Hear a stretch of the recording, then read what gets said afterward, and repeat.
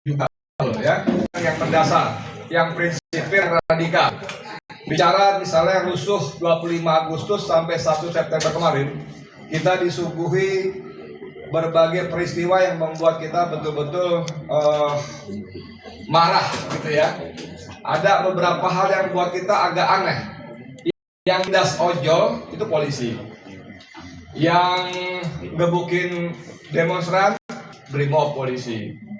Tapi kemudian tuntutan yang sebelumnya tanggal 25 awal kita sebelumnya itu sudah adili Jokowi makzulkan Gibran, tiba-tiba bergeser. Ada bubarkan DPR, ada kembalikan TNI ke barak, kemudian perampasan aset. Terus ada ujungnya tiba-tiba turunkan Prabowo. Dan sebelumnya seperti ini. Begitu acara selesai, sebagai relawan Jokowi sudah bersuara lagi bahwa Prabowo harus mundur karena dianggap tidak mampu mengamankan keamanan negara dan sebagainya. Jadi buat kita yang paham ya, seperti Eko Purwanto apa komen ya? Teman-teman yang biasa dengan aksi-aksi demo segera mencium ada sesuatu yang aneh gitu ya. Apalagi sejumlah tokoh orang intelijen segala macam mengatakan ini ada kendali dan sebagainya. Saya menilai bahwa ketika Prabowo Subianto berpidato ada makar, saya menilai menurut penilaian saya itu memang berlebihan. Tapi kalau kita mencoba melihat ada orang di balik atau pihak di balik demo-demo itu, maka saya berhusnuzon kepada Prabowo bahwa tuduhan makar itulah kepada yang bersangkutan. Kemarin saya mendengar, baru kemarin betul-betul hari Ahad, saya mendengar ordal bahwa Prabowo memang marah betul dan bahkan dia menyebut dia tidak habis pikir dengan orang yang satu ini. Orang satu ini apapun perkara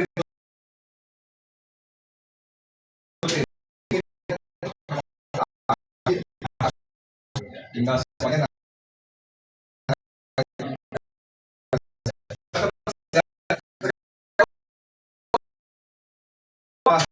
secara tegas cepat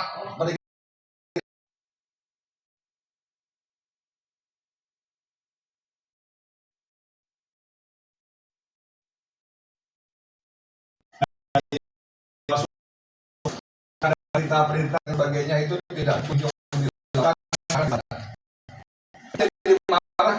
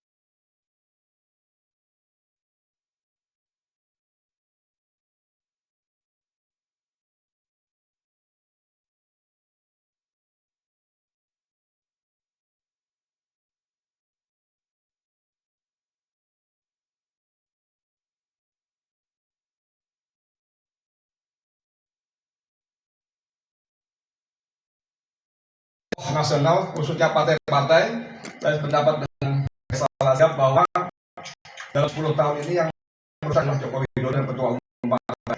Tapi kita bisa ajakan diskusi. Kamu kan nggak lepas penyanderaan Jokowi. Kalau mau lepas, ayo sama kami kita gebukin si penyandera. Gitu kurang lebihnya ya. Makasih banyak. Assalamualaikum warahmatullahi wabarakatuh. ini udah orasi kita termasuk. Ini lagi tunggu ini bintang tamu yang menjumur. Bintang tamu, kalau saya ini kan pengantar aja, pelajar jadi moderator. Nah, untuk sebelum kita nanti masuk ke acara menjumur, di sini ada ucapan sahabat saya Asni Nurtan. Beliau ini lagi merancang satu gerakan untuk mengawal aneka kejahatan di Rusia. Ya, dan rencana nanti pada hari Rabu itu akan membludak para tokoh-tokoh nasional dikumpulkan dalam satu forum yang disebut Kawal Reformasi Polri. Kawal Reformasi Polri ini akan menjadi satu badan 6 kasus dan lain-lain. Dan tempat buat bahasnya penulis yang hebat yang sudah bebas. Sampaikan pesan visi misinya. Oke, Assalamualaikum warahmatullahi wabarakatuh. Dan memberkati kita tentang kita bernegara. Bagaimana negara ini jadi negara progres. Satu persoalan yang besar sekarang adalah persoalan kepolisian. Karena di sini ujung tombaknya penegakan hukum.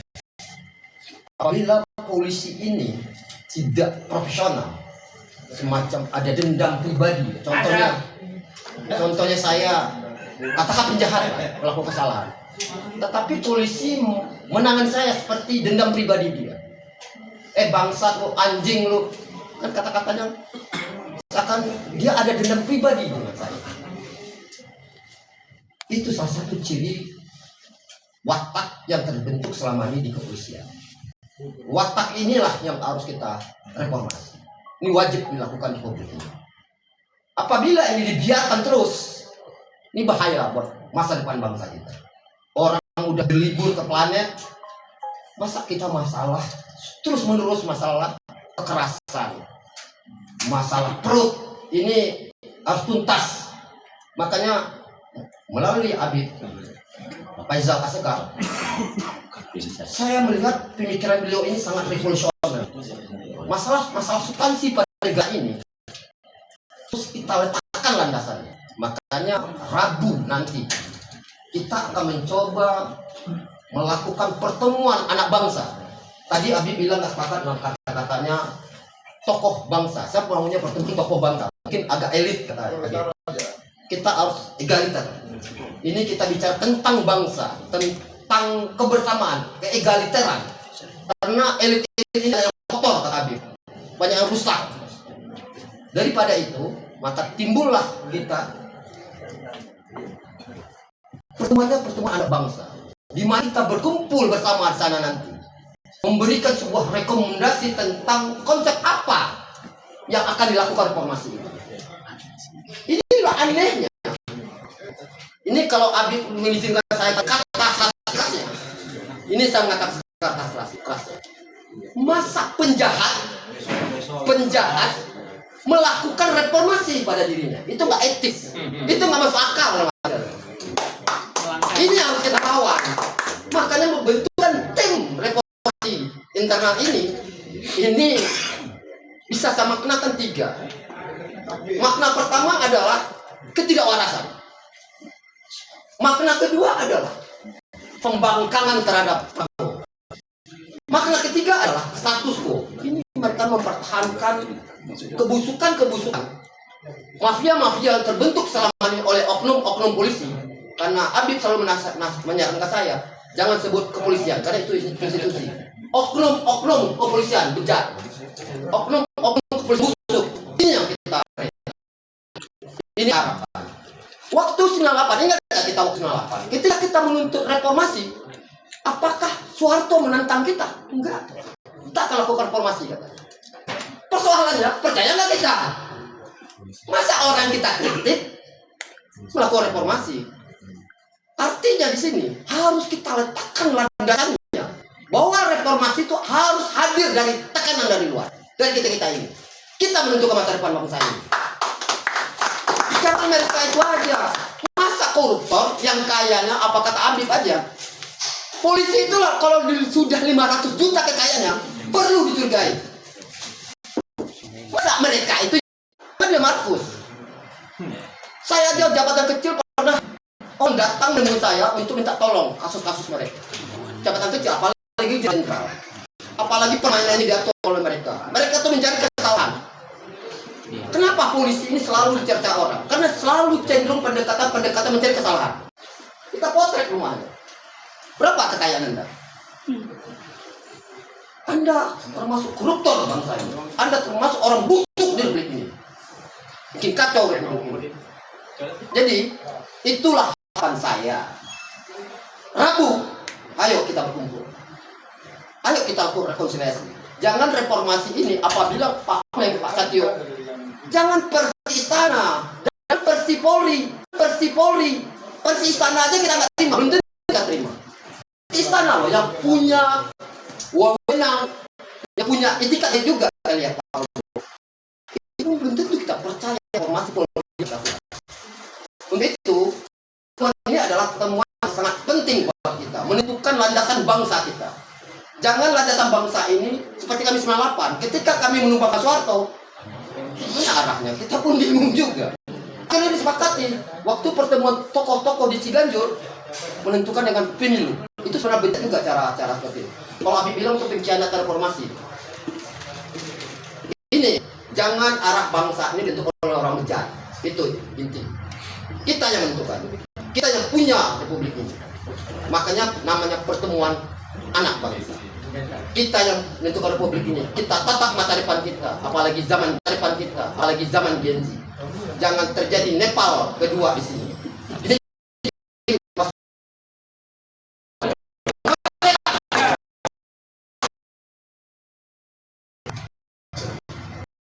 Kalau Bang Edi sama Bang Asni panggil itu bukan GAR ya, itu singkatan. Namanya singkatan itu menegaskan harus berbuat baik. Jadi kalau lagi bingung apa nih, ini GAR singkatan nih, ternyata singkatan. Lalu lulus kan itu. Sebutan itu dipakai di kampus ya. Ada beririsan juga dengan Habib. Nah, itu tadi penantang baru, darah segar yang akan mengawal lembaga super body super kuat kepolisian Republik Indonesia. Sudah ada penantang rentangan. Hari Rabu akan deklarasi kawal reformasi Polri. Nah, kita juga tidak kalah. Memori kolektif kita mengarah kepada satu sosok yang Abu Zahra Al-Ghifari versi Indonesia, yang keras melawan Jokowi, yaitu Om Dai. Saya mohon di tempat saya ini satu kehormatan kalau beliau mau untuk menyampaikan satu orasi yang betul-betul bisa membangkitkan semangat kita. Silakan Mas Dai. Mas Dai. Terima kasih. Bismillahirrahmanirrahim. Assalamualaikum warahmatullahi wabarakatuh. Terima kasih para pejuang-pejuang rakyat, kaum progresif revolusioner sudah hadir di sini. Ini menandakan kita akan segera mengevaluasi 1 tahun pemerintahan Prabowo. Tidak usah disebut wakilnya, soalnya wakilnya anak konstitusi. Jadi kita mencoba memisahkan mana yang benar-benar sah, mana yang benar-benar tidak sah. Apalagi hari ini ramai sekali pendidikan terakhir Gibran itu ternyata cuma sampai diperkirakan tamatan SD. Yang nulis ini seorang apalagi alumni IPB dan kemudian mengambil gelar PhD-nya, di sebuah, dan itu juga dibenarkan oleh salah seorang apalagi ini warga Indonesia yang mungkin dari tahun 97 di Australia yang menyatakan bahwa memang pernah saya ngantar keluarganya Jokowi di Australia waktu jalan-jalan ke Australia bertemu dengan Gibran, dan dia mengakui itu pun di insert yang tempat sekolah di sana, 4 kursus di sana, cuma hanya di jalan sekitar 4 bulan, itu pulang ke Indonesia. Nah, tiba-tiba hari ini KPU kemarin itu kan sempat membuat aturan nggak boleh dokumen-dokumen yang bersifat apalagi pribadi itu dipublikasikan ke website KPU. Nah, kemudian dikritik oleh netizen, akhirnya aturan itu dibatalkan. Ini membuktikan bahwa memang apalagi ini demokrasi kita ini, sistem pemilihan kita ini memang diisi oleh para berdebah ini, bajingan-bajingan semua ini, yang memang harus segera diluruskan. Itu sejujurnya Indonesia ini sudah menginspirasi dunia. Ya. Kemudian meledak di Nepal, sampai muncul istilah di Nepal kan, kemudian juga kawan-kawan di Filipina, kemudian juga di beberapa daerah Amerika Latin, di Eropa, bahkan Prancis, ya kan, itu ramai menggelar seperti yang dilakukan oleh para kejadian malapetaka Agustus. Nah, cuma di sini yang perlu kita ingatkan bahwa kerusakan yang terjadi saat ini, baik itu dari sisi politik, ekonomi dan hukum, dari sisi politik, ekonomi dan hukum, tidak bukan sudah banyak saya dengarkan itu ulasan dan pakar politik, juga aktivis, termasuk statementnya Bang Faisal juga saya lihat nonton di channel YouTube barunya itu, apa namanya channel YouTube barunya? Sinkos, ya kan? Itu jelas sekali bahwa ini jelas dilakukan yang namanya oleh Joko Widodo, ya kan? Jadi tidak usah sekarang malu-malu bahwa memang biang kerok kerusakan bangsa ini, biang malapetaka bangsa ini, yaitu Joko Widodo. Angkap Jokowi. Maka tidak salah buruh berteriak kemarin mundurkan Jokowi. Setelah mundur karena sudah tidak menjabat lagi presiden, sekarang gilirannya dia Jokowi harus mempertanggungjawabkan segala dosa-dosa politiknya. Jokowi. Maka hari ini kita akan deklarasikan seluas-luasnya kepada seluruh rakyat Indonesia, baik dalam dan luar negeri, tangkap dan adili Jokowi. Segera itu. Kalau memang pemerintahan Prabowo masih ada nego-nego lagi, panjang lebarlah. Ya sudahlah, rakyat ini sudah muak karena apa yang terjadi di stabilitas politik hari ini, baik politik, ekonomi dan hukum, itu akibat Jokowi. Angkap Jokowi. Satu kata, hanya Jokowi pelakunya itu, ya kan? Nah, apalagi kita kaum buruh ini paling sakit hati sama Jokowi. Sakit hatinya pertama dia bikin undang-undang brengsek sialan yang amburadul ugal-ugalan itu, undang-undang Omnibus Law. Kedua, dia juga yang kemarin yang tangkapin aktivis buruh, pimpinan buruh, ini SPSI depan nih, ketua umum lu Jumri Dayak ditangkap di rejimnya Jokowi sama masa ganda sama Anton Permana. Saya aja bukan SPSI sakit hati, apalagi ente. Harusnya sakit hatinya lebih. Nah, ini gendang-gendang kesumaan oleh buruh Indonesia. Kemarin sudah sampaikan juga kemarin waktu audiens dengan Komisi 9 kemarin di DPR, bahwa kaum buruh sudah merasakan trauma luar biasa akibat undang-undang Omnibus Law ini, ya kan? Dan penderitaan itu jelas. Yang buat itu siapa? Ya Jokowi. Masa undang-undang siaran itu dibuat dalam tempo yang singkat-singkatnya, ya kan? Sementara sekarang RUU perampasan aset itu, ya kan, dilemparkan di DPR, padahal bisa saja dia bikin perpu kayak kemarin kayak undang-undang Omnibus Law. Apa bedanya? Karena waktu tidak berkuasa takut juga dia digarung sama rakyat, takut juga dia dirampas asetnya. Nah, sakit hatinya buruh ini, ya kan, tidak bisa dibendung lagi. Oke, kita mungkin kompromi segala macam, tapi kalau dalam 1 tahun pemerintah Prabowo tidak bisa mengambil tindakan tegas, karena sudah banyak sekali bukti-bukti yang melibatkan keluarga Jokowi, anak menantu, ya kan, besan segala macam, udah banyak itu bukti-bukti yang membuat bahwa selama Jokowi berkuasa banyak sekali terjadi gratifikasi, ada korupsi, ada kolusi, nepotisme sebagainya, itu semua harus diusut tuntas. Yang paling parah itu adalah mengacak-acak Mahkamah Konstitusi. Sampai lahirlah ini anak haram konstitusi. Makanya dalam setiap statement saya tidak pernah mengakui pemerintahan ini 2 nama, yang satu aja lah, Prabowo aja lah, soalnya yang satu ini masih dalam persoalan sampai hari ini masih dipersoalkan oleh publik Indonesia, rakyat Indonesia, bahkan luar negeri pun mempertanyakan. Kemarin di Jeddah juga ditanyakan juga, itu ijazahnya Jokowi asli apa enggak sih? Rame, ya kan, dari delegasi-delegasi negara-negara ini memantau ini, berarti betapa memalukannya, ya kan, track record daripada presiden ke-7 itu, sehingga memang tidak ada kata lain, kita semua bersama-sama hari ini akan mencoba menghimpun semua kekuatan-kekuatan rakyat untuk segera kita tangkap dan adili Jokowi. Nah, karena itu salah satu solusi agar kemudian persoalan bangsa ini bisa setidak-tidaknya 30-40 bahkan 50% persoalan ini selesai. Kemudian kita tambah juga reformasi Polri ini harus kita kawal sama-sama, ya kan? Karena yang tangkap ketum Pak Jumur itu kabar eskrimnya waktu itu yang sekarang jadi Kapolri. Ya kan? Teman-teman harus ingat itu sejarah itu. Kapolri dia waktu itu Idam Aziz. Nah, kabar eskrimnya itu ya Pak Iso ini yang sekarang jadi Kapolri. Jadi harus catat itu baik-baik. Nah, sampai hari ini mereka juga tidak pernah minta maaf, padahal itu hanya membuat statement di Twitter. Cuma membuat statement di Twitter mengkritik undang-undang Omnibus Law, Bung Jumur Hidayat, Bang Sagan dan Nainggolan, Anton Permana harus ditahan di penjara selama 6-7 bulan. Ini yang betul-betul saya jujur aja sakit hati banget.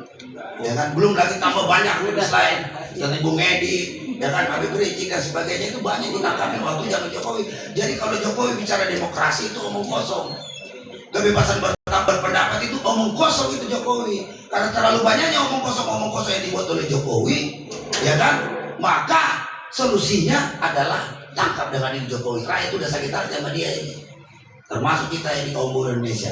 Maka dalam kesempatan ini saya minta kepada pemerintahan Prabowo untuk benar-benar serius, karena apa ya kita saksikan sekarang ini kan Pak Prabowo ini apakah ini yang disebut operasi Sandi Uda, tapi menurut masyarakat terlalu banyak kompromi Pak. Jadi tidak usah tedeng-aling-aling yang sudah dileserkan kemarin, harusnya dileserkan aja, nggak usah lagi kesini, malah diangkat lagi jadi komut Pertamina. Ini kadang-kadang membuat publik ini menjadi kecewa karena orang-orang yang seharusnya ya kan dijauhkan dari kekuasaan itu harusnya ya sudah dipecat aja tanpa syarat. Ini kok malah diangkat jadi komut. Yang bikin sakit hati lagi sudah jelas-jelas divonis oleh Mahkamah Agung tuh si Sylvester itu ya kan, sampai hari ini kejaksaan nggak berani nangkap. Ini ada apa juga ini ya kan. Jadi percuma lah kita berbicara penegakan hukum kalau di depan mata ya sudah jelas-jelas inkrah putusannya dari Mahkamah Agung, PK-nya ditolak, sampai hari ini kejaksaan tidak berani nangkap. Prabowo katanya sudah instruksikan, Jaksa Agung sudah instruksikan nangkap, tapi sampai hari ini faktanya si Sylvester itu tidak bisa ditangkap. Berarti ini ada semua. Jadi sudahlah, karena ini hanya sandiwara di Indonesia ini, sandiwaranya udah kentara banget siapa-siapa yang main, maka jangan salahkan rakyat. Ketika rakyat menggunakan hak konstitusinya, yaitu pasal 1 kedaulatan adalah di tangan rakyat. Dan itu bisa saja ya, udah kita lihat aja nanti ke depan, ya kan?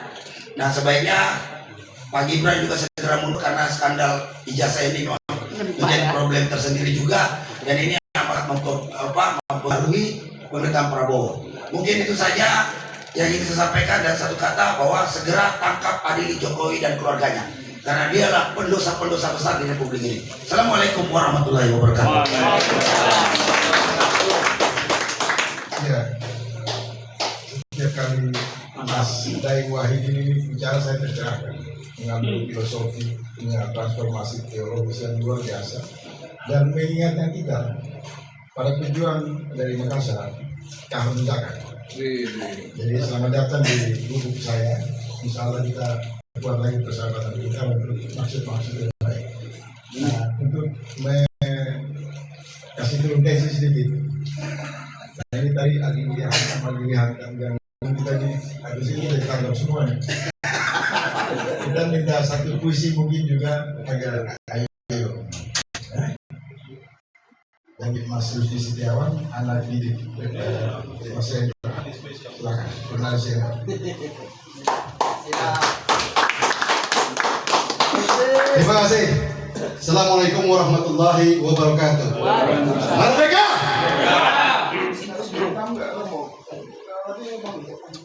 Sajak atau puisi di dalam perjuangan tidak pernah terlepas dari perjuangan itu sendiri. Rendra adalah salah satu. Dan alhamdulillah saya adalah anak didiknya. Dan saya adalah salah satu anggota BKT Rendra yang mendapatkan beasiswa sampai pendidikan S1 saya. Alhamdulillah.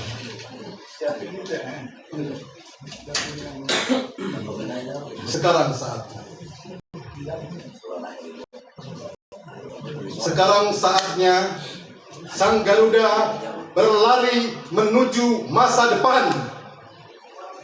Ia tak membutuhkan apapun yang terjadi di belakang.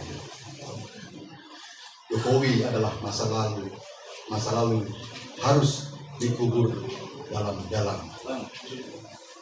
Sejarah adalah masa lalu yang harus diambil hikmah kemaslahatannya. Masa lalu adalah catatan peradaban manusia dan bukan energi bagi masa depan yang cemerlang. Sang Garuda hari ini tak punya waktu, energi, dan kekuatan untuk mengingat masa lalu. Biarlah masa lalu tetap berada di jalannya. Karena itulah Sang Garuda hanya ingin mengejar dan meraih masa depan.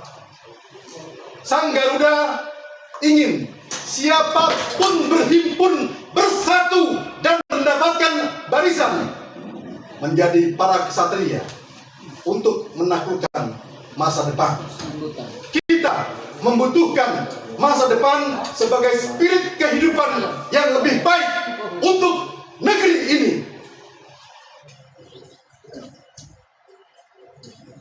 Masa lalu hanya membesarkan api yang membara dan berkobar-kobar, membuat luka di atas luka, dan membuat kita semakin berduka cita karena masa lalu masih mengintili hari ini. Dia putus asa dan tidak berpisah sama masa lalu.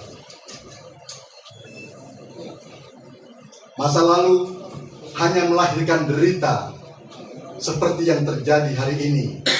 Dia selalu membuat derita demi derita korupsi kita untuk jalan menggapai masa depan.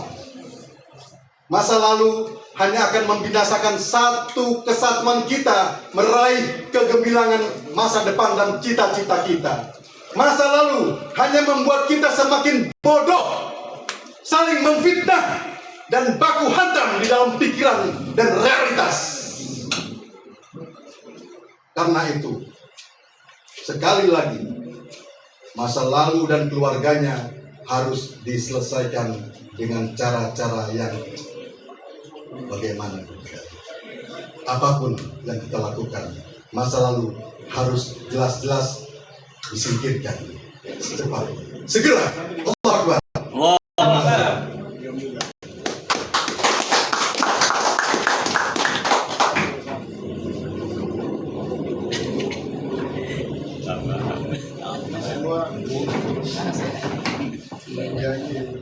Harap-harap cemas karena lagi dalam perjalanan dari Jumbo bisa sana.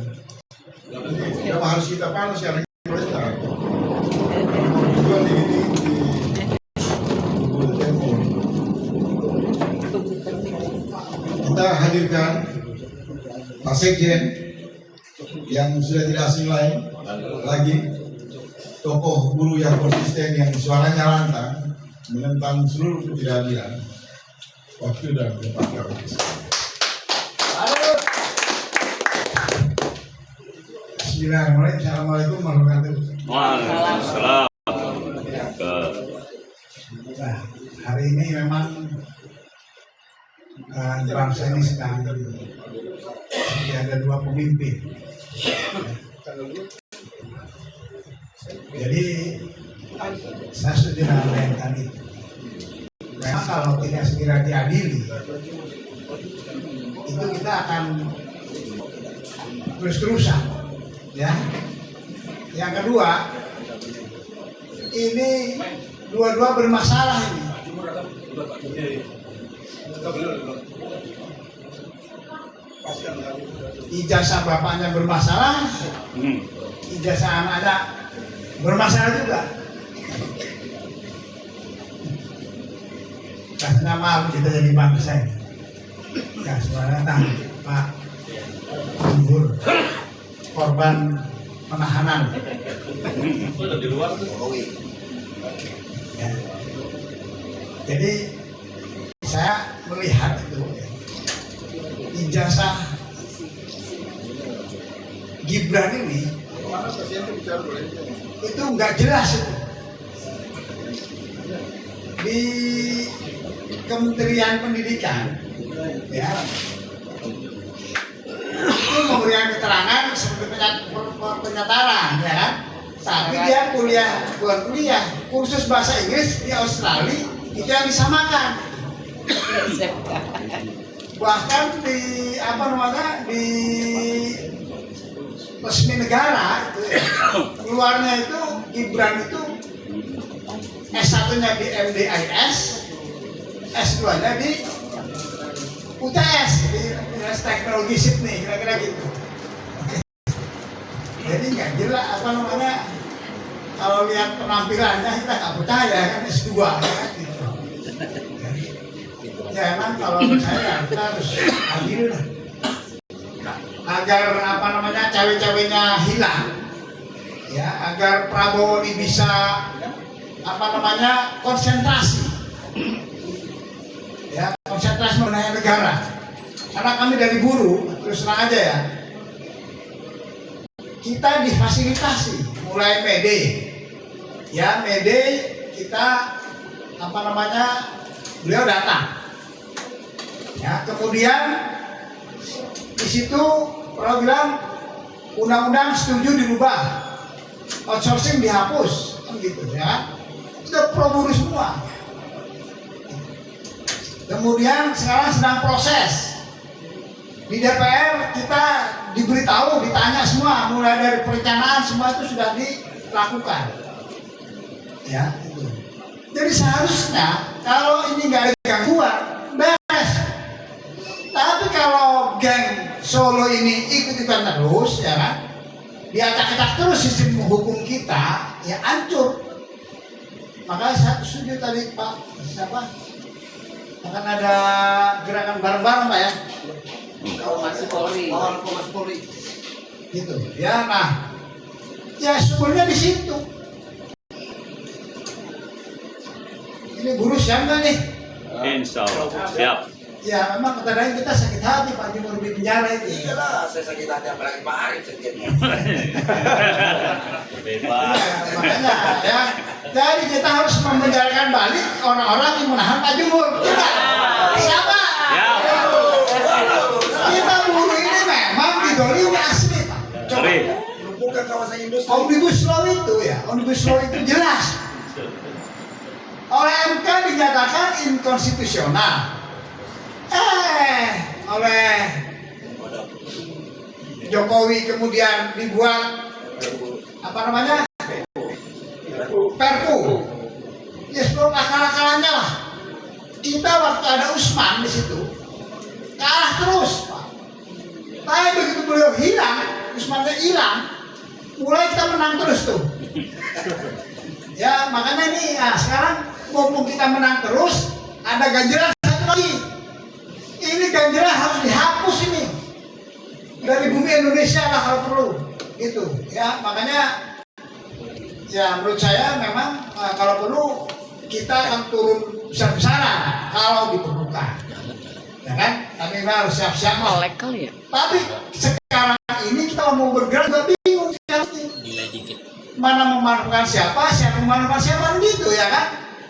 Tiba-tiba ada gerakan, katanya di inisiasi oleh Geng Solo, ya kan? Tapi kemudian berbalik ke mereka sendiri, kira-kira gitu, ya kan? Makanya ini kita, kira-kira gitu, ya kan? Makanya ini kita harus cermat sekarang ini.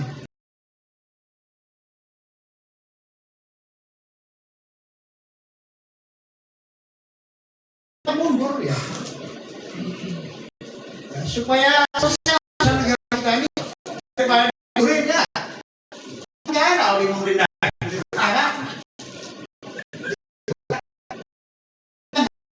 datang sudah kemampuannya terbatas, dia harus menanggung beban yang besar. Wah, puyeng itu hidup itu. Kalau anak kecil anak kecil kemudian disuruh menduduk SD, suruh belajar di kuliah langsung itu, waduh, tersiksa itu. Mana dari Barat Risa mundur aja lah, daripada puyang-puyang ya. Kita juga jadi puyang semua ini gara-gara satu orang itu. Gitu. Ya yang penting kita siap-siap aja. Setuju ya? Kapan komando baru kita kita bergerak, Ya. tapi harus cermat. Ya, ini kita bukan mau ada pemberontakan. Kita harus memilih mana yang benar, mana yang salah. Ya, maka demo pun harus menurut cermat. Jangan asal demo. Ya, asal demo nanti apa namanya dimanfaatkan orang, harus hati-hati itu. Demo tanggal 25 nggak jelas pemimpinnya. Jadi kalau kita demo, kita harus jelas pemimpinnya. Kira-kira begitu. Ya ini banyak sekali nih apa namanya orang-orang yang ingin memanfaatkan situasi. Begitu, maka kita yang punya kekuatan harus cermat ini. Ya kita menghukum Pak Jumhur lah. Gitu. Sebagai imam besar pergerakan nasional, ya kan? Gitu. Ya, kira-kira begitu. Mohon maaf. Ini cukup sampai di sini dulu dari saya. Masih mohon maaf tidak ada kesalahan. Tapi yang jelas kita harus membereskan negeri ini dengan cara kita. Ya, kita kawal yang kemarin sudah sudah mulai ada pembenahan itu. Kita kawal reformasi polisi, kita kawal agar di DPR itu tidak lagi semena-mena, ya kan? Gaji-gaji harus kita beresin, ya. Gaji sampai ada ratusan juta, itu buang aja semua lah. Kira-kira begitu. Ya, kita juga punya urusan nih dengan BPJS itu juga. Kira-kira begitu ya. Gajinya kegedean juga itu. Harus kita beresin semua itu.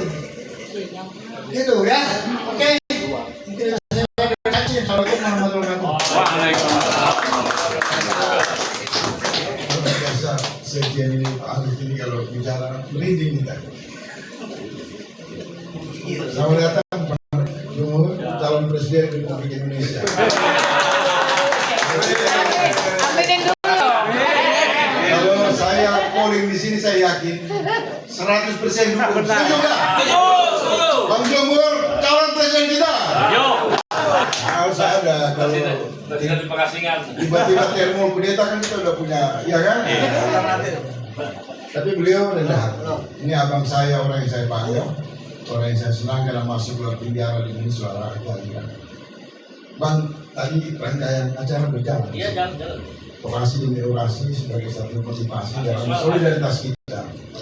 Dan seperti biasanya di siklus itu begini adanya. Kita akan lihat nanti saya bicara, semua bisa bicara. Wartawan jangan sekedar meliput, tidak ada juga. Kenapa? Kita harus berada pada posisi Pancasila sila keempat, berkumpul dalam semangat hikmat kebijaksanaan, dan kita memang bermusyawarah untuk bermufakat. Dan banyak poin tadi sudah disampaikan secara cerdas, visioner, tegas dan berani. Di antaranya ada upaya pembentukan kawal reformasi Polri yang diinisiasi oleh Pak Aslir. Kemudian juga tadi Bang Edi ya, ada solidaritas pada tokoh-tokoh politis. Tanggal 2 Oktober kalau nggak salah, 2 Oktober datang ke KPK untuk menuntut hak penegakan hukum terhadap Presiden Jokowi. Ya. Kemudian juga Mas Daeng tadi, jadi banyak pidatonya hampir 40% puji abang. Karena solidaritas dulu, dia tampil sebagai kahar muda. Suaranya nggak pernah bentur, kita. Nah kita kasih kesempatan juga satu jenderal besar, 7 bintang, Bang Ruslan Puto. Ya nanti izin Bang Abang yang nanti paripurna untuk menyempurnakan. Ini acara Abang kita kudeta sendiri saja. Bang Ruslan segera hadir jenderal 7 bintang. Besok nanti kita lantik kalau Jokowi udah harus bilang.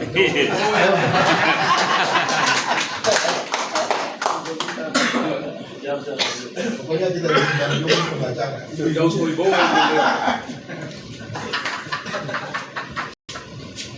Bismillahirrahmanirrahim. Assalamualaikum warahmatullahi wabarakatuh. Saya seperti teman-teman itu, saya harus menghindari pembelajaran ini. Sini nggak apa-apa Pak. Terima kasih. Yang saya hormati Bang Faisal Segaf, yang saya hormati senior saya ini, abang saya, Bang Jumhur Hidayat. Beliau ini sahabat saya di dalam pondok pesantren Bareskrim Mabes Polri. Saya pertama masuk, saya buka jalan. Kemudian beliau masuk, saya sudah siapkan tempatnya. Kalau menyusul Pak Napoleon Bonaparte. Sini ada teman-teman semua, ada Bang Alan juga, Pak Haji Alan. Haji Alan. Yang seluruhnya tidak bisa saya sebutkan satu persatu.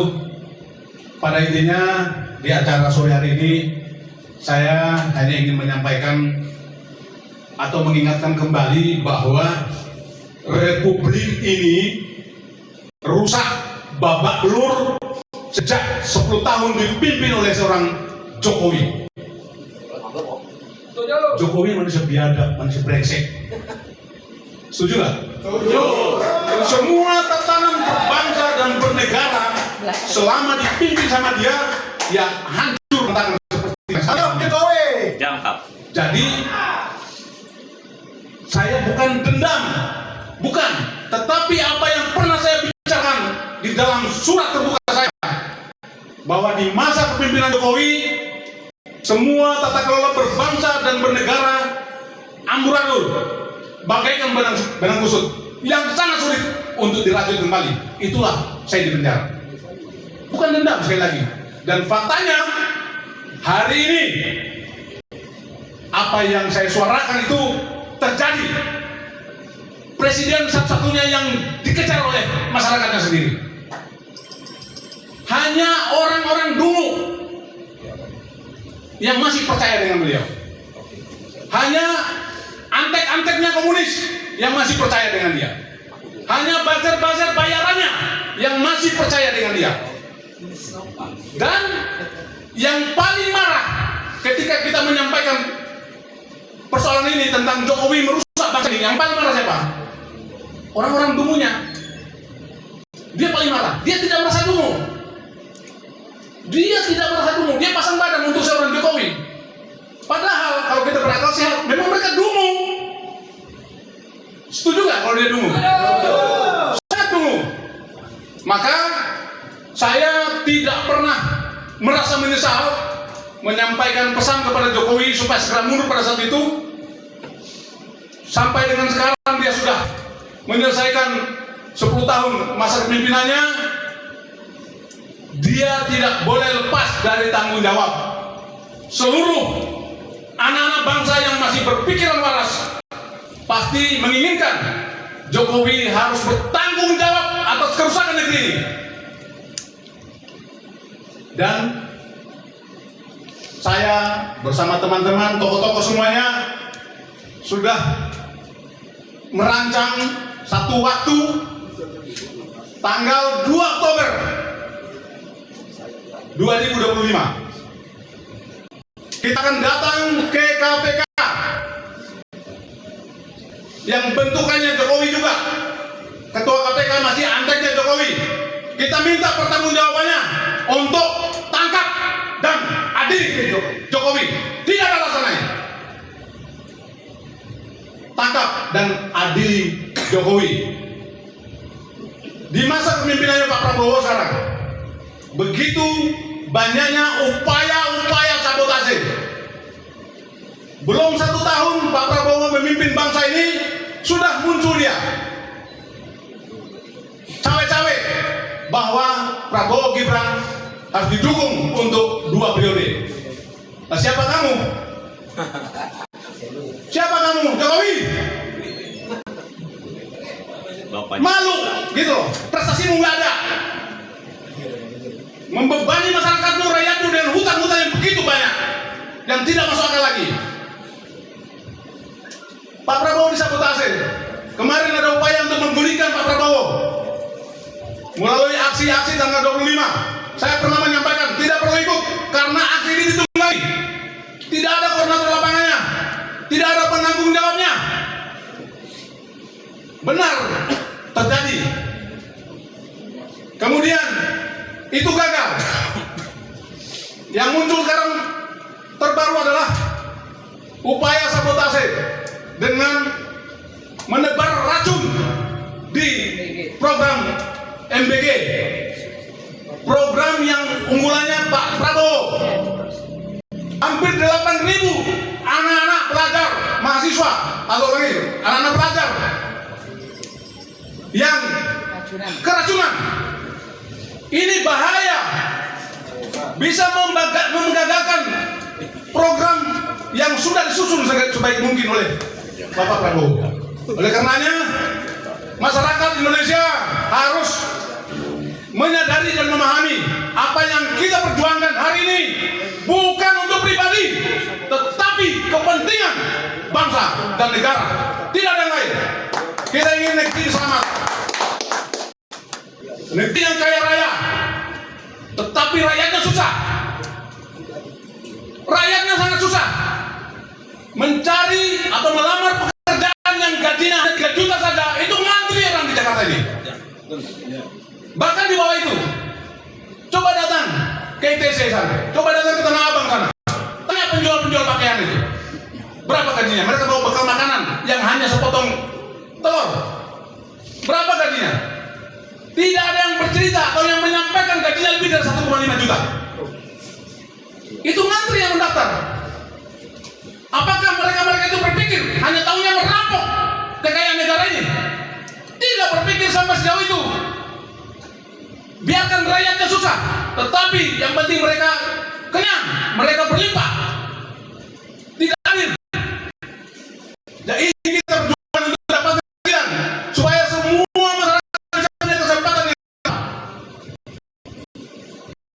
Negeri kaya raya, semua sumber daya alam di Republik ini semua ada di Republik ini, tetapi yang menguasai hanya orang-orang tertentu yang ada di dalam lingkaran kekuasaan. Kita berdoa Bapak Prabowo tegar untuk memimpin bangsa ini dengan berbagai macam gelombang, berbagai macam ujian yang datang. Karena kalau Pak Prabowo akan terhenti di tengah jalan dan akan digantikan oleh Gibran, maka kehancuran sudah bisa dipastikan. Sekali lagi saya sampaikan, jika itu terjadi, satu-satunya jalan saya sudah pernah menyampaikan pesan. Jika itu terjadi, maka yang harus dilakukan adalah revolusi. Tepuk tangannya kecil sekali, barunya sudah setuju. Prinsipnya, daripada hidup dijajah oleh kekuasaan-kekuasaan yang punya kepentingan rakus menguasai negeri ini, lebih baik mati berkalan tanah, lebih terhormat. Setuju? Demikian, terima kasih. Assalamualaikum warahmatullahi wabarakatuh. Terima kasih Bapak Jenderal Budi Bintang. Kalau saya kasih Budi Bintang itu saya tahu karena ini Jenderal lapangan. Selanjutnya untuk menurunkan tensi kemarahan Bang Ruslan, agak sedikit. Ini kita panggil perwakilan dari tokoh mahasiswa. Mana Muhammad Fadli? Muhammad Fadli mana Muhammad Fadli? Halo.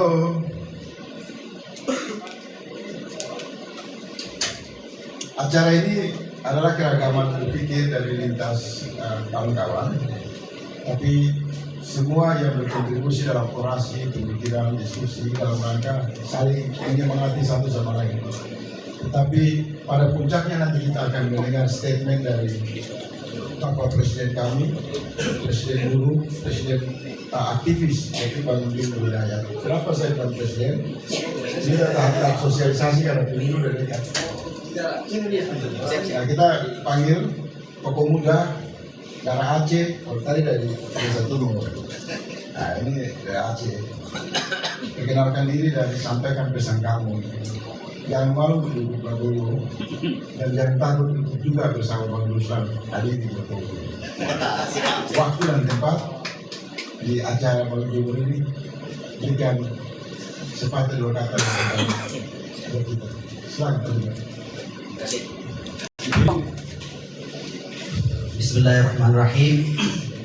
Assalamualaikum warahmatullahi taala wabarakatuh. Alhamdulillah bismillahirrahmanirrahim wa bi Muhammadin nabiyya wa rasulah. Terima kasih banyak kepada senior aktivis kami Bang Faisal Asegaf dan juga seluruh senior yang telah berhadir dalam agenda kebangsaan ini. Terima kasih banyak telah mempersempatkan waktu kepada kami dari perwakilan anak muda ataupun mahasiswa untuk menyampaikan sedikit pendapat dalam agenda menuju 1 tahun pemerintahan Presiden Prabowo. Sebelumnya nama saya Muhammad Fahri, asli saya itu dari Aceh, dari Lok Sumawai tepatnya. Pandangan yang ingin sampaikan di dalam agenda ini adalah yang harus kita pahami secara bersama, secara objektif. Ketika tanggal 20 Oktober Presiden Prabowo dilantik, beliau memang benar-benar harus menata kembali Indonesia itu dari bawah. Sangat banyak dosa-dosa masa lalu dari rezim sebelumnya yang kejumudan masyarakat seakan-akan itu dilakukan oleh pemerintahan Presiden Prabowo. Coba teman-teman perhatikan dari segala lini, pendidikan, sosial, politik, kesehatan, ekonomi. Puncaknya apa? Teman-teman, aksi beberapa waktu yang lalu itu pada bulan akhir Agustus. Itu adalah puncak keresahan apa yang telah dilakukan oleh rezim sebelumnya. Ini menjadi permasalahan yang sangat luar biasa jika kami melihat dari perspektif anak muda ataupun mahasiswa. Jika kita melihat historical ke belakang, kalau dulu teman-teman aktivis itu berjuang, kita sering memberikan motivasi pada teman-teman, kita nggak bisa berjuang dari nol untuk menjadi orang besar, untuk orang yang bisa memimpin republik ini. Namun kita melihat bagaimana rezim sebelumnya melanggengkan, memberikan legasi, memberikan privilege untuk anak muda yang belum layak dipaksakan untuk menjadi orang nomor 2 di republik ini. Dan ini menjadi efek domino yang sangat luar biasa ke daerah-daerah, bagaimana pilkada, kemudian di tingkat pileg, isu nepotisme dan sebagainya ini sudah dianggap sangat biasa sekarang oleh elit politik. Benar dari kita. Yang harus perbaiki adalah moral bangsa ke depan. Kalau kita bicara secara aturan, secara peraturan, sekarang suka-suka mereka. Berbicara aturan hari ini seperti ini, besok bisa berubah. Namun etika dan moral, bagaimana menjalankan bangsa dan negara besar ini, itu yang paling harus kita utamakan ke depannya. Bagaimana jabatan-jabatan publik, bagaimana jabatan-jabatan politik tersebut harus diisi oleh orang-orang yang mempunyai pengalaman, yang mempunyai ilmu pengetahuan, dan mempunyai moral dan etika yang tinggi. Sehingga apa? Kebijakan yang lahir juga itu akan berpihak kepada masyarakat kecil. Nggak perlu kita minta, nggak perlu kita kritik, nggak perlu kita lakukan aksi demonstrasi. Pandangan kami itu, kami melihat secara objektif bagaimana Presiden Prabowo membenahi hal yang paling dasar.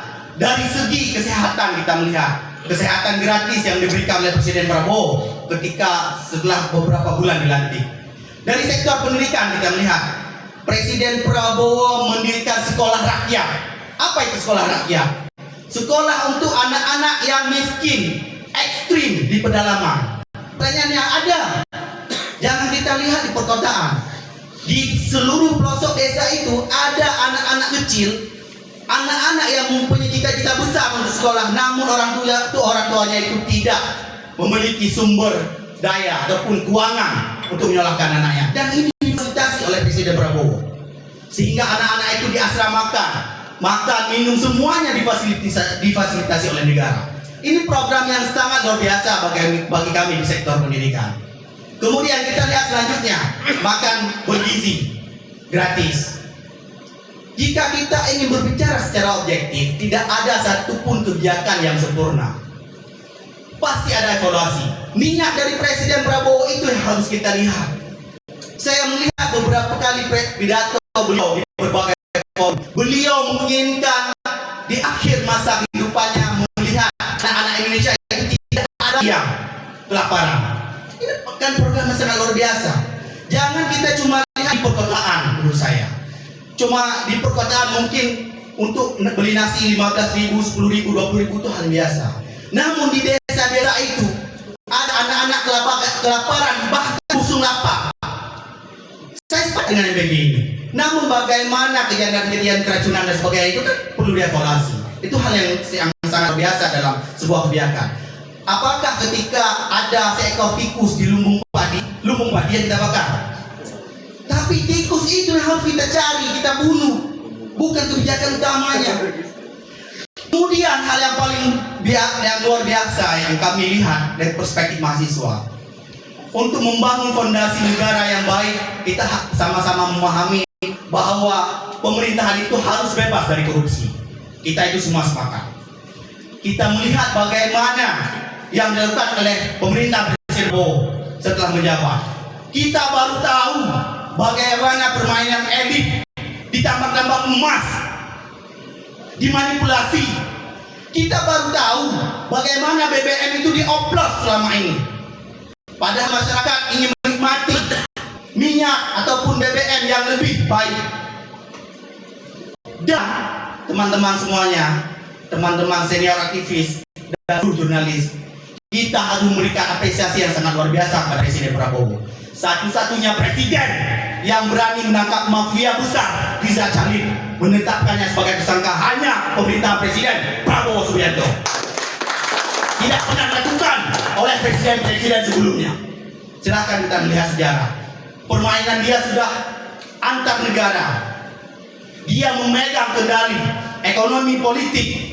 Namun untuk Indonesia yang lebih baik, kita melihat Presiden Prabowo berani mempertaruhkan jabatannya. Maka menurut saya, kita sebagai masyarakat, sebagai mahasiswa, mari sama-sama mendukung kebijakan-kebijakan Presiden yang pro terhadap masyarakat. Bagaimana Presiden ingin negara ini dikelola menjadi lebih baik lagi. Kita melihat kritik-kritik masyarakat terhadap beberapa kebijakan kementerian. Buktinya, menteri-menteri yang kurang baik, yang kebijakannya tidak berpihak kepada masyarakat, itu kan saat ini sudah di-reshuffle oleh Presiden, diganti. Ini kan bagian dari aspirasi masyarakat yang didengar. Dan kami juga sebagai generasi muda ingin menyampaikan kebanggaan yang luar biasa. Saya sebagai orang yang pernah di jalanan, setelah era Presiden Soekarno, belum pernah bangga, bahkan sangat bangga mendengar pidato dan orasi Presiden Republik Indonesia setelah Presiden Soekarno, kecuali Presiden Prabowo kemarin ini di sidang Senat PBB. Beliau menyampaikan bagaimana solusi kedua negara Israel dan Palestina ini bisa berjalan berbarengan. Masyarakat mungkin kurang memahami. Ada yang menyampaikan, kenapa kita tidak meminta seluruh tanah Palestina dikembalikan? Teman-teman semuanya, berbicara tentang diplomasi dan politik itu tidak seindah ataupun seperti yang kita pikirkan. Pemikiran kita adalah melihat daripada perang ini berlanjut, banyak anak-anak ibu-ibu yang menjadi korban lagi, maka solusi antar dua negara ini, two state solution ini harus segera diterapkan. Ini pemikiran Presiden Prabowo. Ini adalah perpolitikan dunia. Tidak bisa kita paksakan kehendak-kehendak kita. Keinginan kita adalah bagaimana negara Palestina itu bisa merdeka dan damai menjalankan hari-hari mereka seperti kita yang ada di Indonesia ini. Itu mungkin beberapa pandangan kami dari generasi pemuda dan mahasiswa. Menurut kami, mari sama-sama kita dukung seluruh kebijakan Presiden Prabowo yang baik dalam mengelola dan bagaimana mereformasi beberapa kebijakan yang sudah sangat jumud yang dilakukan oleh rezim-rezim sebelumnya. Sekian dari saya. Assalamualaikum warahmatullahi wabarakatuh. Jokowinya nggak ada ya? Prabowo semua. Ternyata Muhammad Fadli lebih pintar dari koloni itu. Data survei awal-awal itu.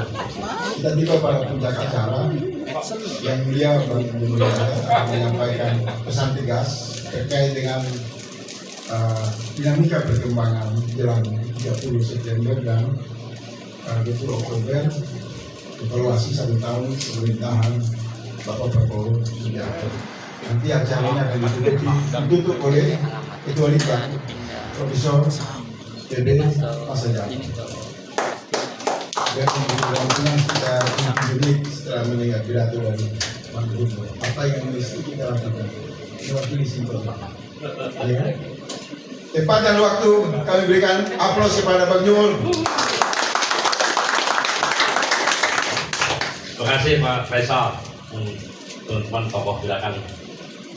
Selamat sore, selamat sejahtera kita semua. Assalamualaikum warahmatullahi wabarakatuh. Bapenas tahun 2018 mengeluarkan hasil penelitian.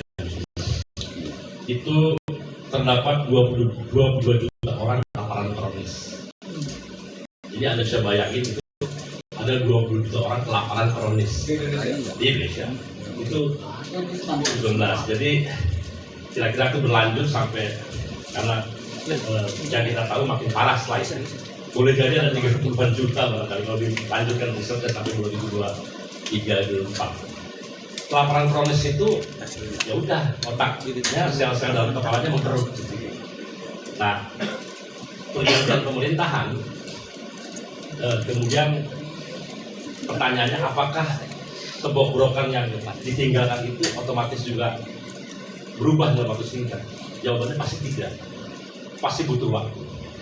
Dan saya lagi mengatakan kenapa saya tidak melawan Prabowo lah kira-kira begitu. Karena saya tahu pikirannya, saya tahu narasi yang ada di kepalanya gitu. Dan narasi di kepalanya itu kurang lebih sama dengan narasi yang ada di kepala saya dan teman-teman.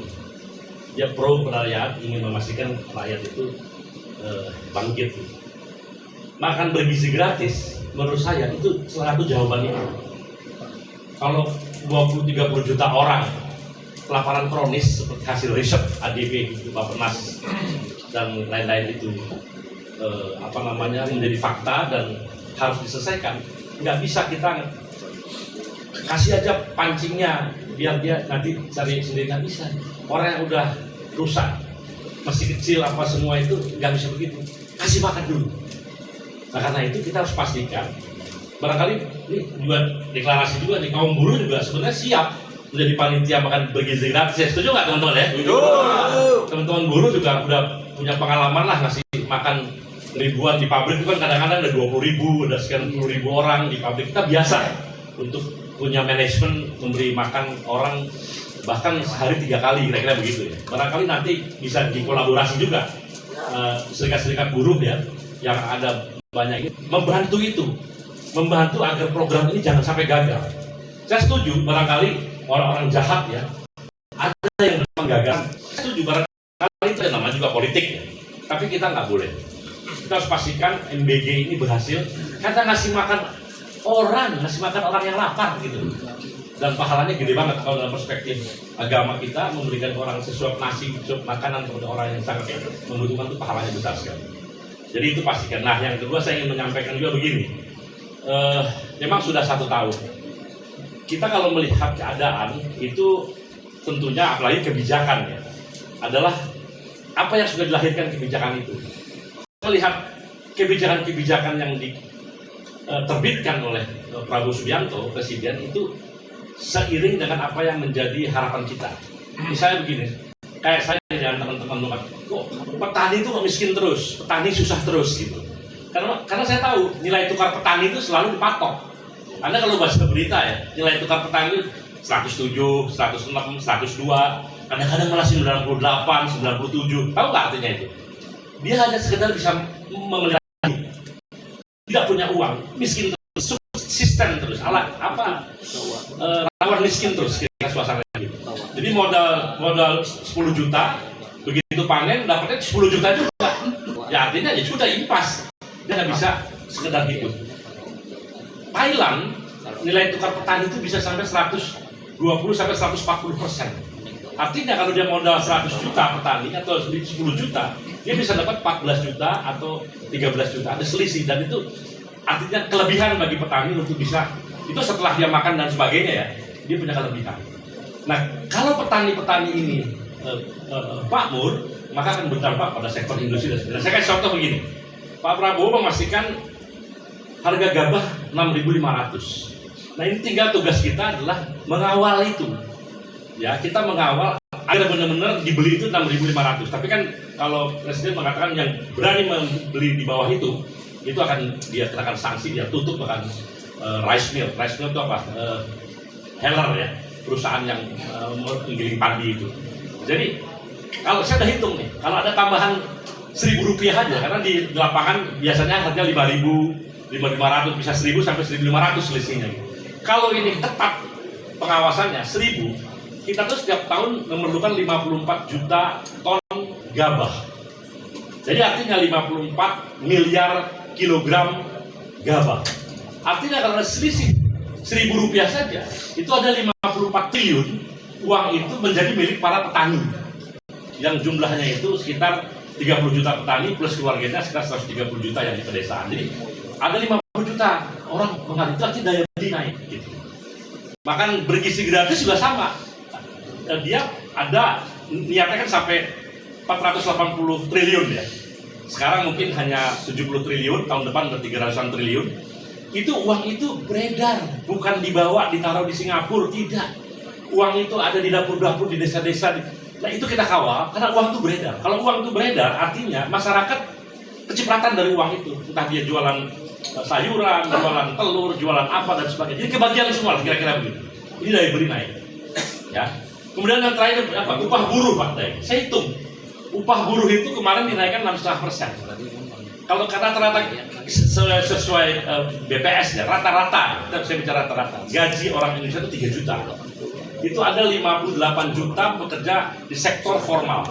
Kalau yang tidak di sektor formal 90 juta.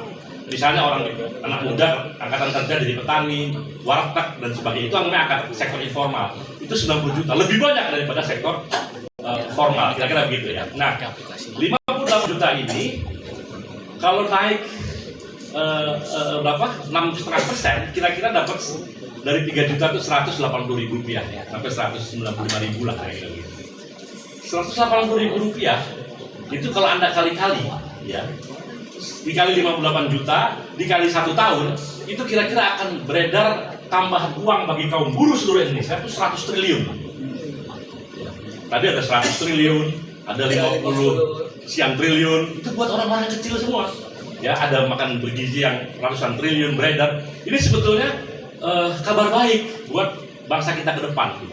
Nah ini harusnya dikawal terus dengan berbagai penyimpangan pasti ada, nggak mungkin nggak ada. Tapi jangan sampai ada penyimpangan kita langsung menyalahkan dan memastikan seolah-olah program itu harus dihilangkan. Orang yang punya niat menghilangkan makan gizi gratis buat saya itu penjahat. Dia jahat terhadap puluhan juta orang yang kelaparan kronis atau orang yang membutuhkan makan. Gimana orang? Oke. Ada yang kena keracunan, saya setuju. Segera investigasi. Kenapa ada keracunan? Sekian ribu orang keracunan, sekian. Boleh. Kita jangan menghitung, saya juga nggak mau menghitung statistik. Bagi saya, 1 orang keracunan, 1.000 orang, 10.000 orang itu sama lah. Setiap ada keracunan, pastikan.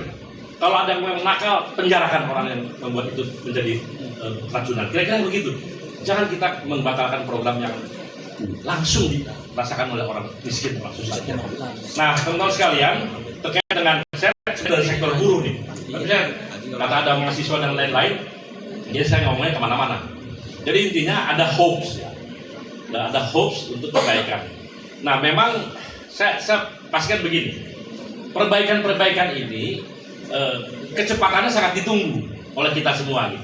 Kecepatan perbaikan ini dengan berbagai gangguan tentunya, yang itu kita tunggu berhasil sehingga bisa sisa kehancuran yang diwarisi pemerintah sebelumnya ya bisa memunculkan hope baru, harapan baru sehingga mereka tidak frustrasi. Karena kalau yang repot itu rusuh dan sebagainya itu terjadi utamanya karena orang kita sendiri buruh nih, yang jumlahnya 58 juta sektor formal, ya kan, Pak Daeng, Pak Arief.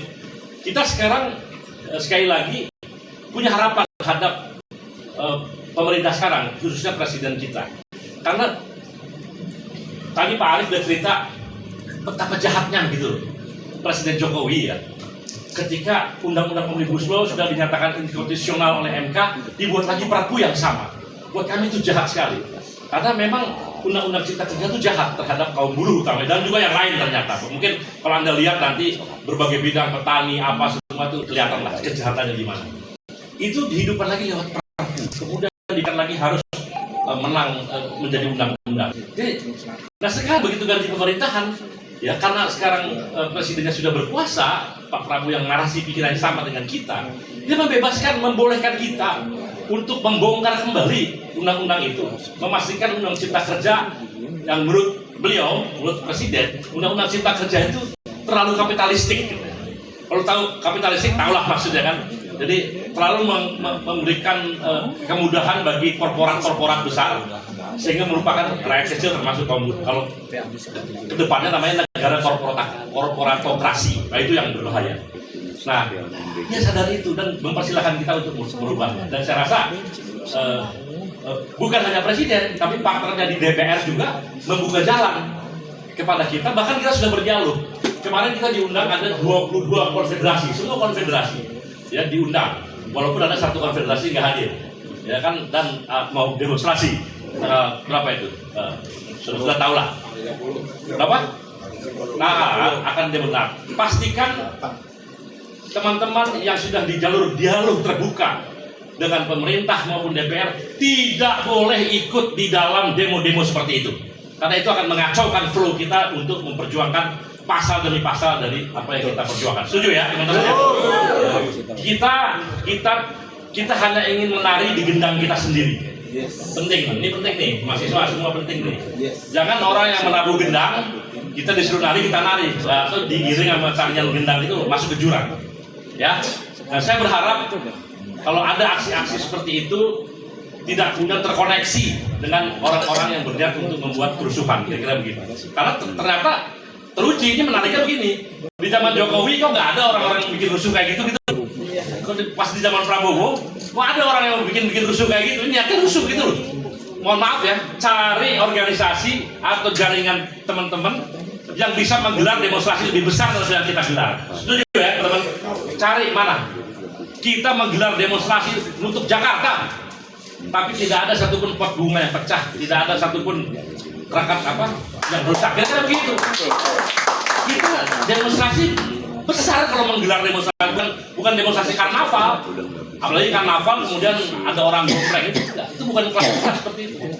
Ya, tapi sekali lagi kita semua bergerak dengan gendang kita sendiri, bukan dengan gendang orang lain. Jadi saya titip kita semua pastikan dialog-dialog kita dengan DPR yang sangat terbuka. Ada sekitar mungkin 200-an federasi lah, Pak ya, 200-an federasi, 22 konfederasi. Sekarang sudah duduk bersama dengan DPR, duduk bersama dengan pemerintah mendiskusikan pasal per pasal yang dipermasalahkan ini. Nah, terus kalau kita demonstrasi alasan apa? Contohnya alasan politik, saya nggak tahu. Dan buruh ya tidak main politik. Bahwa gerakan buruh berdampak politik itu cerita lain. Tapi kita nggak bermaksud sana enggak. Kira-kira begitu ya. Itulah yang menjadi dasar dari gerakan buruh itu dari kita seperti itu. Jadi sekali lagi teman-teman, kita tetap awasi jalannya pemerintahan ini. Kita lihat nanti hari demi hari bagaimana perkembangannya, dan mudah-mudahan apa yang diharapkan teman-teman tadi Pak Ruslan Buton gitu kan, agar Prabowo Subianto bekerja tidak lagi diganggu-ganggu kira-kira. Nah, jadi itu penting sekali. Dan kita lihat kalau ternyata di pertengahan jalan harapan kita itu ternyata kebijakan berubah dan sebagainya, ya kita tentu seperti Pak Arief bilang, kita siap bersikap, kita siap menabuh gendang kita sendiri, dan kita akan menentukan nasib kita sendiri. Terima kasih. Assalamualaikum warahmatullahi wabarakatuh. Merdeka! Merdeka! Merdeka! Luar biasa. Saya udah bisa bicara lagi karena semangatnya udah diambil alih sama Bang Jumbo. Langsung blank saya. Dan seperti biasanya ada tutup dan penutup. Nah, untuk tutupnya Mas Komeng, penutupnya Prof. Yafwan. Ben, Satyo Purwanto, aktivis 98 dan sekaligus buruh, aktivis buruh. 5 menit. Ya,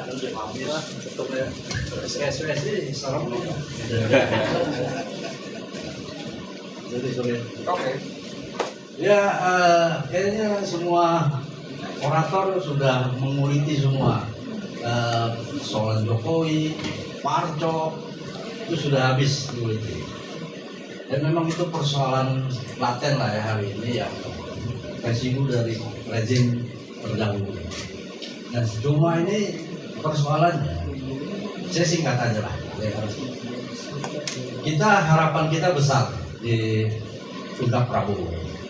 Suka tidak suka, kita sudah punya presiden yang cukup responsif, akomodatif, bahkan berusaha memberikan garis tegas perbedaan kepada rezim lama.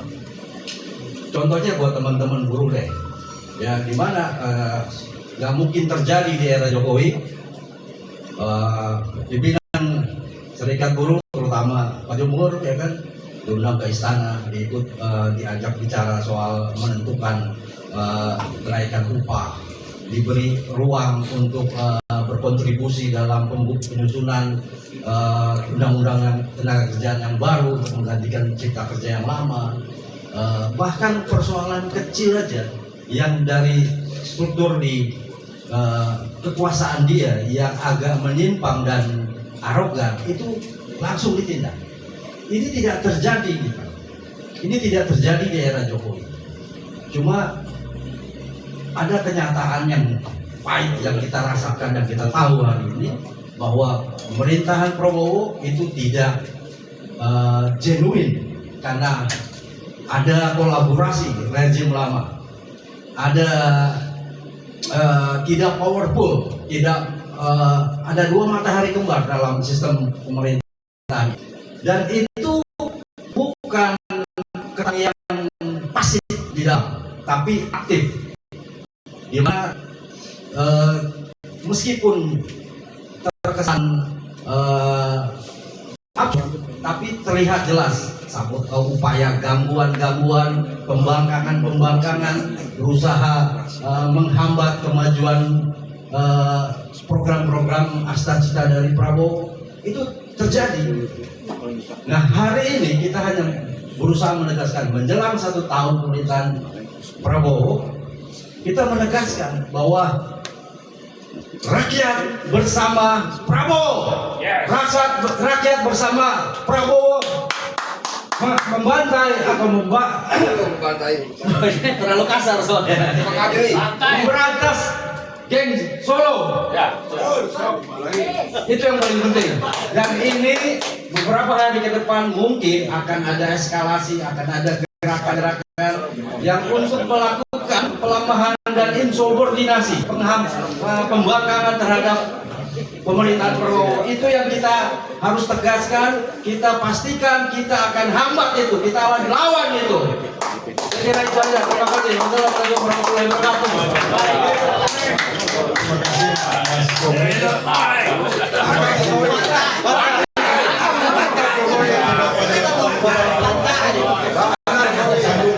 Wassalamualaikum warahmatullahi wabarakatuh. Kalau semua mendukung Prabowo, saya masih 50 dan 50 itu saya berikan kepada rakyat supaya seimbang. Dan saya hanya Pak Jafar untuk menjelaskan itu. Terima kasih. Assalamualaikum warahmatullahi wabarakatuh. Saya tidak akan mengambil waktu yang panjang. Dari sisi isu saya kira dia sudah sangat memadai, sangat kuat. Sentral isu itu semestinya mempertemukan semua kekuatan yang concern ya pada apa yang menyebabkan republik ini hancur. Kalau saya sering mengatakan bahwa problem negeri ini itu ada satu, soal political corruption, abuse of power. Abuse of power ini kalau kita turunkan, itu ada impact-nya pada dominasi, pada hegemoni, pada timpanan, pada proses kemiskinan, pada juga termasuk semakin menipisnya lapangan kerja, kemudian tidak ada daya atau bargaining position ya kelompok-kelompok yang lemah untuk bisa mendapatkan akses maupun kebijakan seperti apa yang dulu. Apakah itu dulu? Ya walaupun buruh saya lihat juga semakin well organized, juga kelompok-kelompok yang terpinggirkan. Nah, tugas kita barangkali ke depan ini adalah bagaimana sekali menguatkan konsolidasi pada semua elemen, pada semua komponen di dalam rangka membedah atau memperjuangkan isu sentral itu. Isu sentralnya saya tegaskan, isu sentral itu ada political corruption. Di sini nanti kita akan breakdown. Jadi kalau terlalu banyak isu ada 8, 9 susah. Kita masuk itu, tentu masing-masing kan sudah punya agenda. Yang pertama. Yang kedua, kalau itu isunya kita belum jelas. Nah, apa position kita? Ini saya nyambung dengan Habib. Saya sangat setuju. Kita jangan terlalu pagi tiba-tiba kita menyatakan kita bagian dari Prabowo. Dari segi pendekatan perubahan itu tidak menguntungkan, maaf ya. Oleh karena itu kita tetap menempatkan sebagai oposisi. Boleh 50 kita percaya, 50 tidak. Supaya kita ada ruang untuk menuntut apa yang menjadi agenda perubahan itu. Juga sekaligus apa? Kita juga harus mampu melakukan suatu evaluasi. Saya nggak tahu apa yang sudah disampaikan kepada pengambil keputusan, apakah keputusan itu terus diikuti, apakah terus berkesinambungan.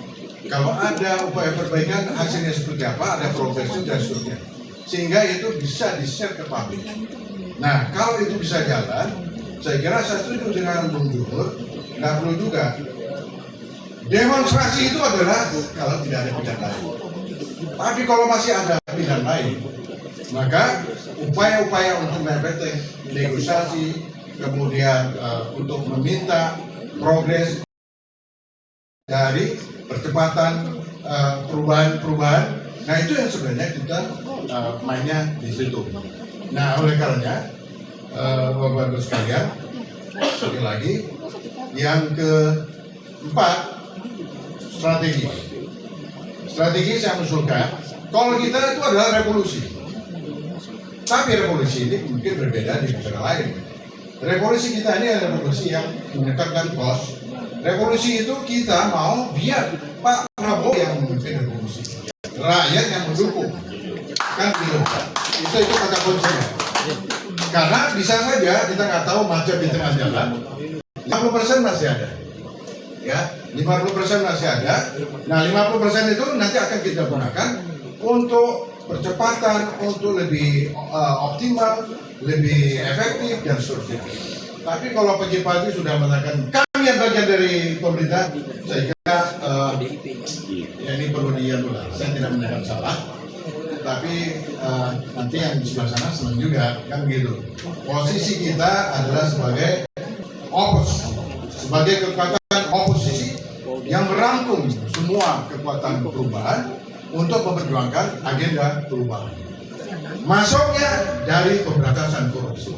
Kalau pemberantasan itu nanti dia masuk ke Polri, masuk kepada soal penyimpangan kebijakan ekonomi, masuk pada perampasan sumber daya alam, termasuk juga penyimpangan di dalam alokasi budget. Ya, ini kembali nih politik anggaran nggak pernah dikuliti. Padahal di dalamnya itu adalah satu abuse of power yang sangat soft, kita tidak pernah positif. Nah, oleh karena itu ke depan saya kira kita perlu ada satu tim monitoring apa yang diperjuangkan oleh buruh dan sumber itu akan kita ikuti terus. Jadi perjuangannya sustain, kemudian kita akan sampaikan kepada publik ini isu ini sudah ada penelitian pemerintah, sebagian berhasil, sebagian belum. Lalu ada schedule yang kapan ini mau diselesaikan. Jadi semua terukur. Jadi kemudian harus dijelaskan kepada publik. Pemerintah harus dengar. Karena sekali jalan keluar. Setelah itu mau apa tidak? Tidak mau kami ada 50 lagi. Assalamualaikum.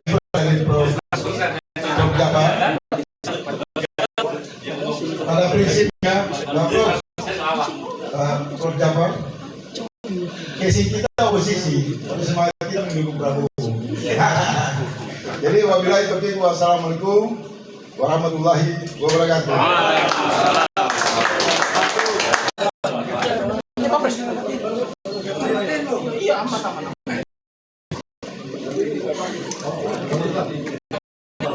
kasih mereka juga ya. Iya, harus keluar.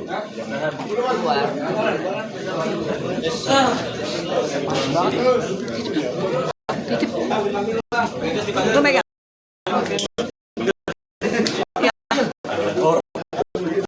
Merahnya, Bang.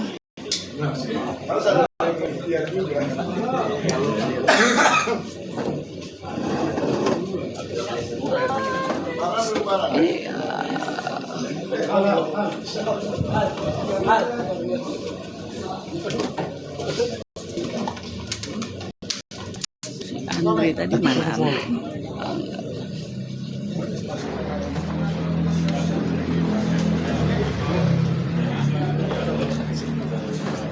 Alhamdulillah. Ayo bang,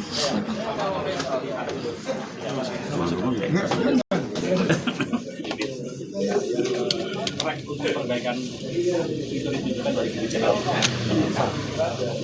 bahwa setiap kebijakan yang dilakukan itu maksudnya sukses itu pasti, dan itu yang menjadi tugas masyarakat kita semua mengawali karena niatnya baik, memberi makan orang miskin, menaikkan upah buruh, mensejahterakan buruh, memastikan petani punya pendapatan yang lebih, dan daya beli rakyat semua, dan akhirnya industri akan didorong juga untuk bangkit. Kemudian juga saya ingin tegaskan di sini, kita ini darurat impor barang ilegal. Ya, jadi adanya biaya cukai yang baru, menteri keuangan yang baru, harus dipastikan barang-barang ilegal itu dengan apalagi yang atau yang resmi tapi sebetulnya semi ilegal untuk menghancurkan industri kita. Ya, dan saya ingin pastikan keuangan dan biaya cukai laksanakanlah amanat itu, memastikan jangan sampai barang-barang itu selama 10 tahun mudah sekali masuk untuk menghancurkan industri kita. Kemudian tadi juga ada yang bertanya tentang gerakan-gerakan rakyat, gerakan mahasiswa buruh ke depan.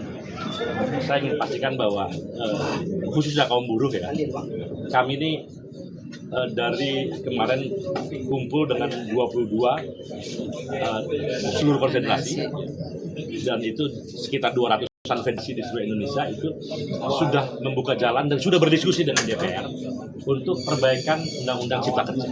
Ya, walaupun ada satu konfederasi yang tidak hadir, dan itu kita manfaatin betul. Jadi DPR membuka diri, pimpinan DPR-nya membuka diri, kemudian juga pemerintah membuka diri, presidennya, menterinya supaya membuka diri untuk dialog. Yang pada zaman Jokowi itu mustahil, ya, itu mustahil. Nah, kenapa dengan dibukanya dialog itu kita harus menggelar demonstrasi? Mungkin Anda bisa lihatlah di YouTube atau di mana atau di Mediana sendiri. Ketika kami mengumumkan demonstrasi, saya rasa nggak ada yang lebih besar dari yang kami lakukan. Kira-kira begitu ya. Tapi itu dulu jelas, itu melawan pemerintah yang zalim. Nah sekarang, dulu mau dialog aja nggak berani gitu. Dialog aja nggak dibuka. Boro-boro mau perbaikan. Nah sekarang dibuka. Jadi artinya kita memastikan bahwa kaum buruh Indonesia tidak boleh terjebak dalam tindakan-tindakan politik yang kemudian bisa berujung pada kerusuhan dan sebagainya. Itu kabar buruk buat kita. Kalau kerusuhan itu membuat stigma yang buruk juga buat investasi. Industri-industri bisa tutup juga kalau kejadian kayak kemarin berulang-ulang dan berulang terus. Ya, kita demonstrasi boleh, silahkan. Saya juga melakukan itu, apalagi di daerah-daerah dengan isu-isu khusus, lakukan itu. Tapi sekali lagi dalam kerangka kebijakan, kerangka perbaikan, bukan dalam kerangka ingin huru-hara gitu. Kira-kira seperti itu. Pak, penegasan aja Pak, update tanggal 30 nanti dari KSPSI ini bagaimana? KSPSI, dan saya yakin ya, dari sekitar mungkin 200-an federasi yang ada di dan 21 konfederasi lainnya itu tidak akan ikut turun karena kita sudah dibuka dialog itu.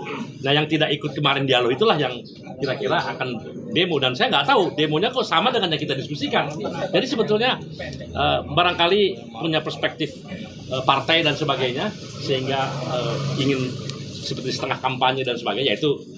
Tapi hati-hati kalau ini terkoneksi dengan yang ingin membuat rusuh, karena tanggal 28 Agustus lalu juga kira-kira seperti itu kan. Ada demonstrasi buruh kemudian siang, kemudian dilanjutkan dengan kerusuhan gitu. Iya. Ya, walaupun terdiskoneksi, kita melihatnya terdiskoneksi. Mudah-mudahan itu terdiskoneksi, ya.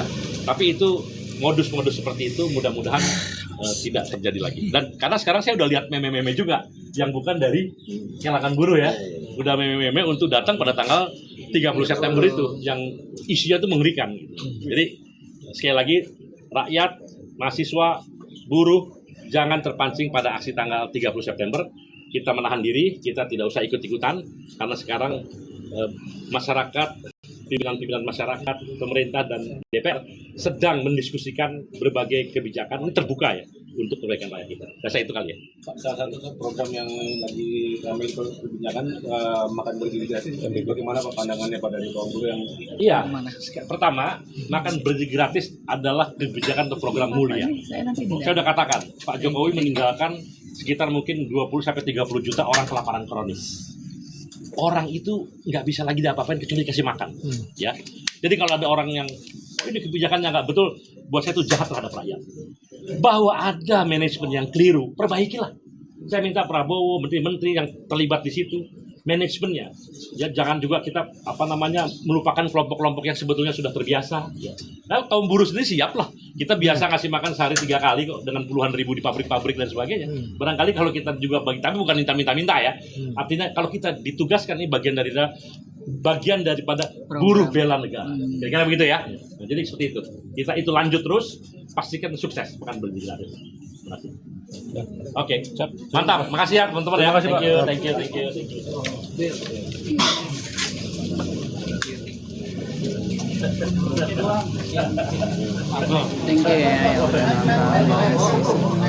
ya.